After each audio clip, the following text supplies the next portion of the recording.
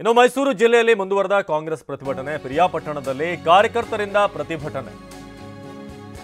ಸಿದ್ದರಾಮಯ್ಯ ವಿರುದ್ಧ ಏನು ಪ್ರಾಸಿಕ್ಯೂಷನ್ ಅನ್ನು ಹೊರಡಿಸಲಾಗಿದೆ, ಆದೇಶವನ್ನು ನೀಡಲಾಗಿದೆ. ಇದಕ್ಕೆ ಸಂಬಂಧಪಟ್ಟ ಹಾಗೆ ಈಗ ಕಾರ್ಯಕರ್ತರು, ಸಿದ್ದರಾಮಯ್ಯ ಅಭಿಮಾನಿಗಳು ಆಕ್ರೋಶ ವ್ಯಕ್ತಪಡಿಸ್ತಾ ಇದ್ದಾರೆ. ಮಾನವ ಸರಪಳಿ ನಿರ್ಮಿಸಿ ರಾಜ್ಯಪಾಲರ ವಿರುದ್ಧ ಆಕ್ರೋಶ ವ್ಯಕ್ತವಾಗಿದೆ. ಟೈರ್ಗೆ ಬೆಂಕಿ ಹಚ್ಚಿ ರಸ್ತೆ ತಡೆದಂತ ಕಾಂಗ್ರೆಸ್ನ ಕಾರ್ಯಕರ್ತರು, ರಾಜ್ಯಪಾಲರ ವಿರುದ್ಧ ಘೋಷಣೆ ಕೂಗಿದಂತಹ ಪ್ರತಿಭಟನಾಕಾರರು ಪಿರಿಯಾಪಟ್ಟಣದ ಪ್ರಮುಖ ರಸ್ತೆಯಲ್ಲಿ ಮೆರವಣಿಗೆ ಮಾಡಲಾಗಿದೆ.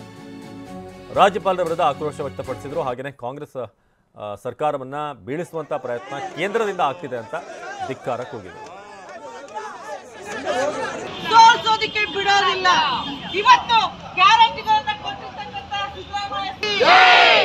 ಸಿದ್ದರಾಮಯ್ಯ ಸಾಹೇಬರಿಗೆ, ಸಿದ್ದರಾಮಯ್ಯ ಸಾಹೇಬರಿಗೆ, ಗ್ಯಾರಂಟಿ ಮುಖ್ಯಮಂತ್ರಿಗಳಿಗೆ, ಗ್ಯಾರಂಟಿ ಶಕ್ತಿ ಗ್ಯಾರಂಟಿಯ ಫಲಾನುಭವಿ ನಾನು ಯಾರ ಪರ?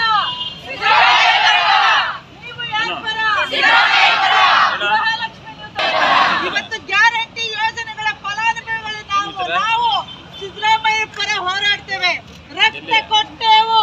100ಕ್ಕೆ 100 ಗ್ಯಾರಂಟಿ, 100ಕ್ಕೆ 100 100ಕ್ಕೆ 100 100ಕ್ಕೆ 100.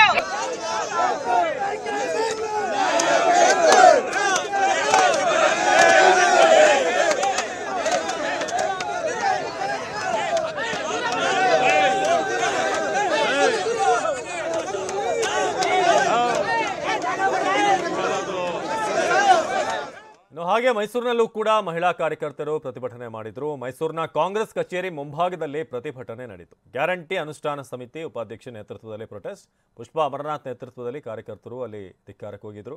ರಾಜ್ಯಪಾಲರ ವಿರುದ್ಧ ಹಾಗೆ ಬಿಜೆಪಿ ಜೆಡಿಎಸ್ನ ಈ ಹುನ್ನಾರದ ಬಗ್ಗೆ ಅವರು ಆಕ್ರೋಶ ವ್ಯಕ್ತಪಡಿಸಿದರು.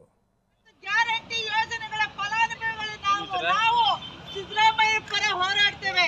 ರಕ್ತ ಕೊಟ್ಟೆವು.